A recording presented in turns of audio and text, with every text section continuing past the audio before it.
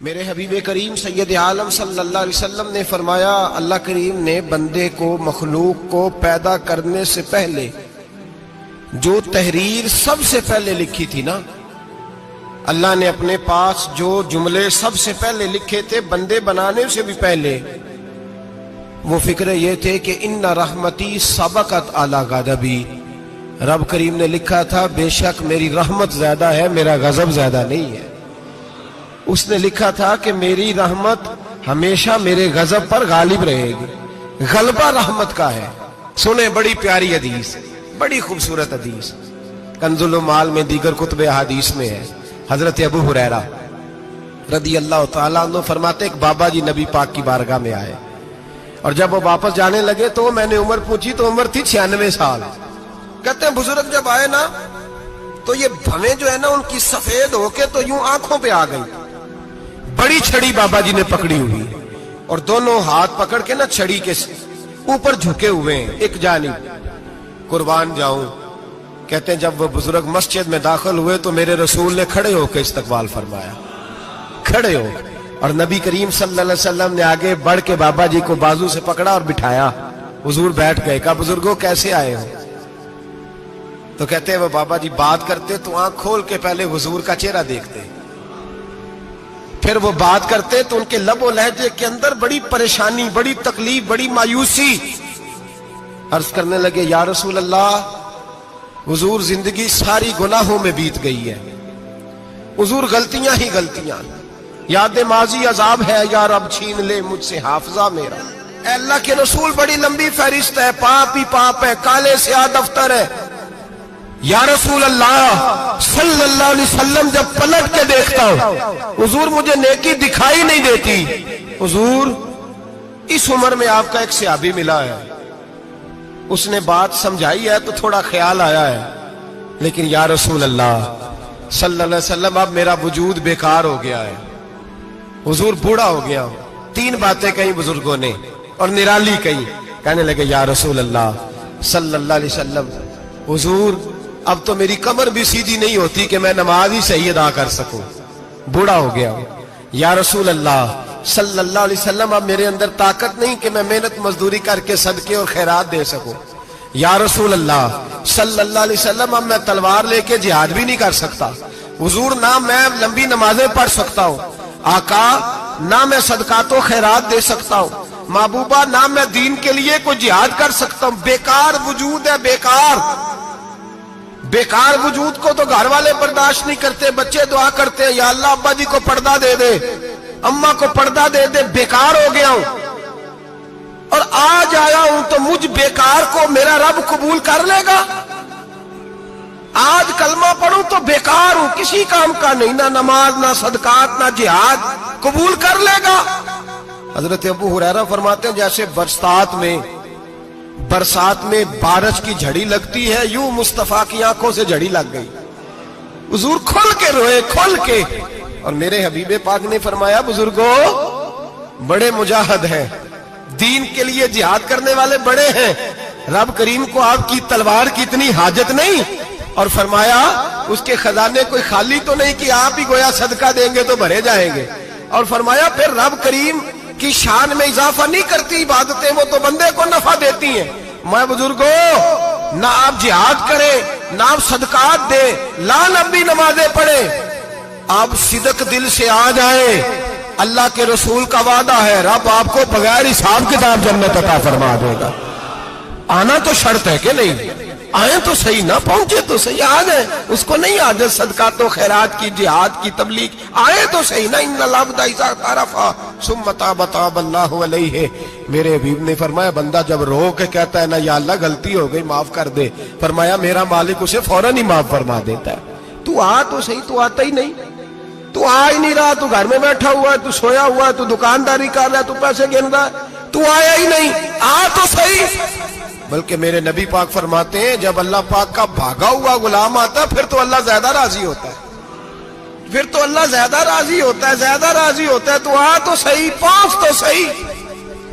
بلکہ صوفیاء تو اور بات کرتے ہیں، وہ کہتے ہیں تو کبھی بھول کے بھی رب رب کرے تو اللہ تو اسے بھی قبول کر لیتا ہے، بھول کے۔ ملا رومی کہتے ہیں بنی اسرائیل کا بندہ ہے، सनम पत्थर को कहते हैं, बुत को कहते हैं। बुत के सामने खड़ा है और सारी रात कहता है या सनम या सनम या सनम, ऐ पत्थर ऐ बुत। सारी रात पुकारता रहा। रात गहरी हो गई, नींद का गलबा थक गया, सोने के करीब आया तो गलती से मुंह से निकल गया या समद। या सनम की जगह निकल गया। रब करीम ने फरमाया जिब्रील दौड़ के जा, जो मांगता इसे दे दे। हजरत जिब्रील अर्ज करते हैं मौला भूल के तेरा नाम ले रहा है, भूल के ले रहा है। तो रब करीम ने फरमाया चल नाम तो मेरा ही ले रहा है ना, मेरा ले रहा है ना। या अल्लाह, वो अल्लाह करीम ने फरमाया झूठे के सामने सारी रात का खड़ा है, सारी रात का पुकार रहा है, उसे कुछ नहीं मिला तो सच्चे का नाम लिया है। अगर मैं भी कुछ ना दूं और बुत में और मुझ में फर्क क्या रह जाएगा। जा जो मांगता है झोली भर के दे, नाम तो लिया है ना। ओ भाई तू बहाना तो बनाना, ओ आ तो सही ना, तू यहां आ जा, पहुंच जा, आ जा, बस बैठ जा, उसकी बारगाह नाज में हाजिर तो हो ना। तुझे फुर्सत ही नहीं। तू यारों के लिए टाइम निकालता है, बाजारों के लिए टाइम निकालता है, गलियों के लिए टाइम निकालता है, चौकों चौराहों के लिए टाइम निकालता है, हफ्ते में एक दिन होटलिंग के लिए भी जाता है, लेकिन कभी छुप के दो नफलों की तुझे तौफीक नहीं होती। और मैं कई दफा कह चुका हूं, जिस बंदे को बगैर इबादत के रिज़्क ज्यादा मिलने लग जाए उस पर आजमाइश होती है। रब करीम अल्लाह फरमाता है इसको पैसे दो, इसे आने ना देना, इसको को चल पैसे दौड़ जा। लोग समझते हैं मैं बड़ा ज़हीन हूं, अक्लमंद हूं, देखो मैं अपनी होशियारी से चालाकी से आगे निकल गया। तो आजमाइश है, ये तो आजमाइश है रब करीम की तरफ से, ये तो उसकी खुफिया तदबीर है। मेरे भाई उसकी बारगाह नाज तक जो आ गया, आना तो हमारी जिम्मेदारी है कि नहीं। फिर उसकी रहमत आगे बढ़ के इस्तकबाल कर लेती है, फिर अल्लाह का फजल उसको थाम लेता है उस बंदे को। और खुदा की रहमत कितनी ज्यादा है। मेरे हबीब करीम सैयद आलम सल्लल्लाहु अलैहि वसल्लम ने फरमाया अल्लाह ने अपनी रहमत के 100 हिस्से किए। हुजूर फरमाते हैं एक हिस्सा अल्लाह ने दुनिया में नाज़िल किया है। कितना? एक हिस्सा। फरमाया ये जो माँ बेटे से प्यार करती है, बाप बेटे के लिए मजदूरी करता है, जो बहन भाई के लिए रोती है, ये जो बीवी शौहर के लिए दुआ मांगती है, ये जो बच्चे माँ बाप से प्यार करते हैं, फरमाया ये उस एक रहमत का नतीजा है, एक रहमत का नतीजा। तो सहाबा कहने लगे या रसूलल्लाह वो 99 किधर है? नबी पाक ने फरमाया रब करीम ने संभाली हुई है, कयामत के दिन तुम्हें अता फरमाएगा।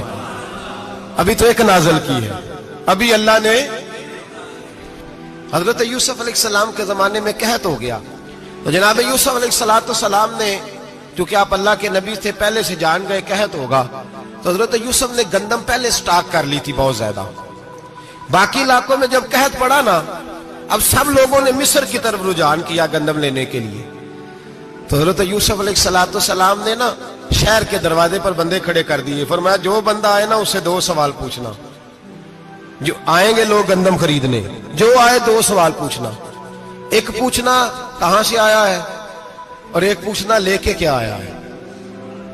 एक पूछना, समझ आ रही है बात की, और दूसरा पूछना कि लेके सोना लेके आया है, चांदी गंदम खरीदनी है तो क्या चीज लेके आया है, कि नगद पैसे लाया है, ये पूछ लेना।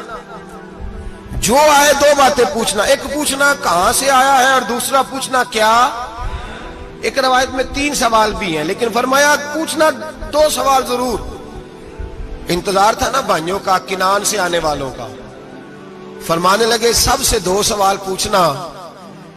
जब किनान वाले आए ना, उनसे सिर्फ इतना पूछ लेना कि वो कहां से आए हैं। अगर पूछे ना किनान से आए हैं तो फिर ये ना पूछना क्या लेके आए हैं, फिर मैं जेबे खुद टटोल लूंगा वो क्या लेके आए। बाकियों से 2 सवाल। जब मेरे भाई आए ना, भाई भाइयां दे वैरी हुंदे ते भाई भाइयां दियां बावां। जब मेरे भाई आए तो उनसे ये नहीं पूछना कि वो क्या, बस ये पूछना कि कहां से। इतनी बात पूछना, बाकी मैं पूछ लूंगा। आप फरमाने लगे रब भी फरिश्तों से कहता है तुम कब्र में ना मेरे बंदों से ज्यादा सवाल ना करना, बस ये पूछ लेना मुझे मानते हैं, मेरे नबी को मानते हैं। कब्र में तुम इतने सवाल पूछ लेना, बाकी लेके क्या है वो मैं खुद ही पूछ लूंगा। फरिश्तों के सामने रब करीम अपने बंदे को बेआबरू करना, बस तू ये बता दे अल्लाह रसूल को मानता है कि नहीं।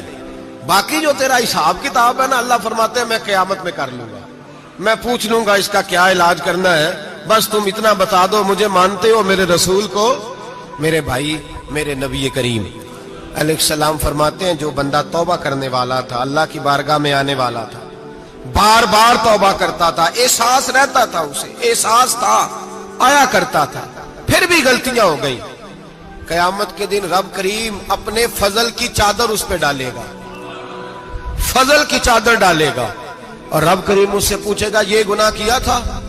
اور نبی پاک فرماتے ہیں اس نے بڑے بھی گناہ کیے، اللہ چھوٹے چھوٹے گناہوں کے بارے میں پوچھے گا، یہ غلطی کی تھی، یہ گناہ، بندہ ڈر رہا ہے، وہ کہہ رہا ہے پتہ نہیں سزا کیا ملے گی، کیونکہ دنیا میں بھی ڈرتا رہا، یہاں بھی ڈر رہا ہے، شرط یہ ہے کہ احساس والا ہو، آتا رہو، پھر بھی غلطیاں ہو گئی، خیال کرتا تھا، محنت کرتا تھا، نیک ہونے کی جدوجہد کرتا تھا، کوتاہیاں رہ گئی، یہ گناہ کیا تھا یا اللہ بھول گیا تھا، یہ گناہ کیا اللہ مجھ سے غلطی ہو گئی، یہاں بھی کیا تھا یا اللہ غلطی ہو گئی۔ نبی پاک صلی اللہ علیہ وسلم فرماتے ہیں چھوٹے چھوٹے گناہ اللہ دکھا رہا ہے اور اسے کہہ رہا ہے یہ کیا تھا، مانتا جا رہا ہے۔ رب کریم فرماتا ہے پتہ ہے میں تیرے ساتھ کیا کرنے والا ہوں؟ ٹانگیں کانپ گئی، یا اللہ پتہ نہیں، فرمایا میں تجھے ان گناہوں کے بدلے نیکیاں دینے لگا ہوں، ان گناہوں کے بدلے نیکیاں۔ نبی پاک فرماتے ہیں فٹافٹ ہی بول پڑا، کہنے لگا یا اللہ میں نے تو بڑے بڑے گناہ بھی کیے، اگر تو نے گناہوں کے بدلے نیکیاں دے دیا تو میرے تو بڑے بڑے پاپ بھی ہیں، وہ دوسرے کدھر ہیں؟ تو میرے حبیب کریم علیہ الصلوۃ والسلام فرماتے ہیں رب مسکرائے گا جو رب کی شان کے لائق ہے۔ اللہ فرمائے گا تیرے دل میں احساس تھا، تو آیا کرتا تھا، تو توبہ کرتا تھا، تو میری بارگاہ ناز میں آتا تھا، پتہ تیرے اوپر چادر کیوں ڈالی ہے؟ یا اللہ نہیں، فرمایا میں تجھے اپنی رحمت کی چادر میں چھپا کے جنت میں داخل کرنا چاہتا ہوں۔ میرے بھائی تو آ تو صحیح، تو پہنچ تو صحیح۔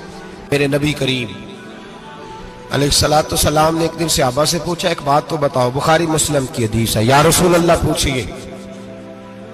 نبی پاک صلی اللہ علیہ وسلم نے فرمایا اگر کوئی آدمی صحرا میں سفر کر رہا ہو، بہت بڑا صحرا ہو، اونٹ پر اس کا سفر ہو اور اس نے اونٹ پر کھانے پینے کا سامان باندھا ہو، پیسے بھی رکھے ہو، پانی بھی رکھا ہو، تھک گیا سفر کرتا کرتا، درخت کی ایک ٹہنی کے ساتھ اونٹ کی نکیل باندھی اور درخت کے نیچے لیٹ گیا آرام کرنے کے لیے۔ اللہ کے حبیب فرماتے ہیں اچانک اس کی آنکھ لگ گئی، جب جاگا تو اس نے دیکھا کہ اونٹ تو غائب ہو گیا ہے، اب نہ کھانا ہے، نہ پانی ہے، نہ پیسے ہیں، اور صحرا بڑا لمبا ہے، پیدل سفر بھی نہیں کر سکتا۔ تھوڑا سا ڈھونڈا، پھر موت کا انتظار کرنے لگا، سوچنے لگا اب موت آئے گی، اب مر جاؤں گا۔ اللہ کے محبوب فرماتے ہیں تھوڑی دیر گزری، جب بالکل مایوس ہو گیا تھا تو اچانک نظر پڑی تو اونٹ اس کا سامنے کھڑا تھا۔ نبی پاک سے صحابہ سے پوچھتے ہیں بتاؤ، اس کی کل کائنات اجڑ گئی تھی، راز ضائع ہو گئی تھی، ہر شے لٹ گئی تھی، دوبارہ اسے مل گئی ہے، بتاؤ اسے کتنی خوشی ہوگی؟